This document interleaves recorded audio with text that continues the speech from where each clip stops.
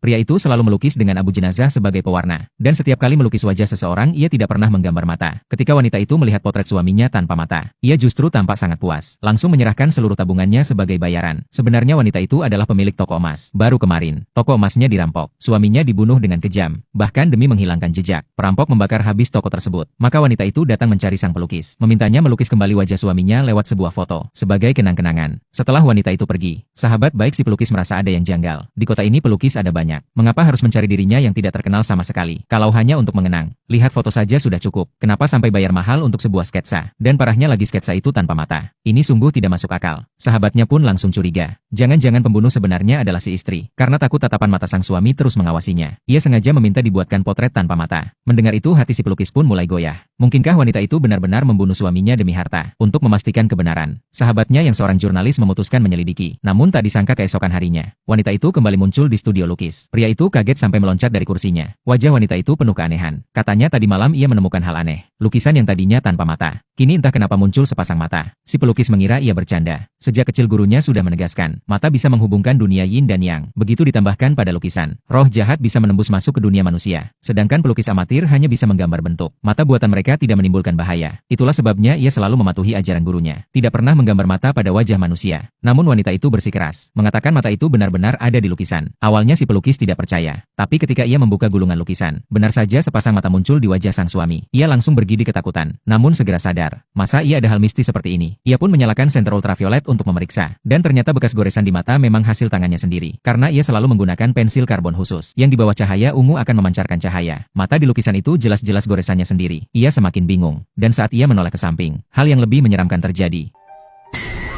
Ia langsung pingsan di tempat, sementara ekspresi wanita itu penuh tanda tanya. Begitu ia sadar kembali, sahabatnya sudah menyelidiki kasus perampokan toko emas dan menyuruhnya menyiapkan mental. Saat ia membuka koran, ia terperanjat melihat berita utama tertulis jelas. Pasangan pemilik toko emas tewas dalam kebakaran. Bulu kuduknya langsung berdiri. Bagaimana mungkin? Kedua pasangan itu sudah mati, tapi dirinya jelas-jelas baru saja bertemu istri pemilik toko. Apa yang sebenarnya terjadi? Mungkinkah kata-kata gurunya benar adanya? Memberi mata pada lukisan, benar-benar bisa menghubungkan arwah dengan dunia manusia. Namun sahabatnya yang seorang penganut materialisme keras kepala, sama sekali tak percaya dengan hal mistis. Ia yakin semua ini pasti ada penjelasannya. Maka ia memutuskan untuk memeriksa rekaman CCTV. Asal bisa terlihat wanita itu muncul. Itu bukti bahwa ia masih hidup. Namun anehnya, saat rekaman dibuka, komputer justru rusak tiba-tiba. Ternyata motherboard kebetulan hangus pada saat itu juga. Keesokan harinya, saat si pelukis hendak membawa CPU untuk diperbaiki, tiba-tiba seorang pria asing masuk ke studio lukis. Ia bukan untuk minta dilukis, hanya datang menanyakan seseorang. Dan begitu si pelukis mengangkat kepala, pemandangan yang ia lihat membuatnya terkejut tak terkira.